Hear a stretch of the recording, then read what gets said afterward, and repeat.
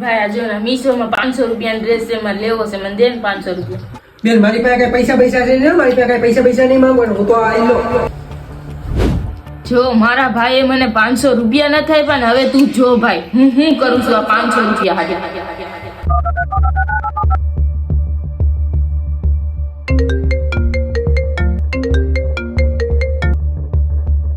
હા બેન. મારી પાસે પૈસા છે ને, મારી પાસે પૈસા નહીં માંગવાનું, હું તો આઈ લો. હે બેન, એના કઈમાંથી એવું કર્યું? હવે તું ચિંતા રહેવા દે, બધું હું જોઈ.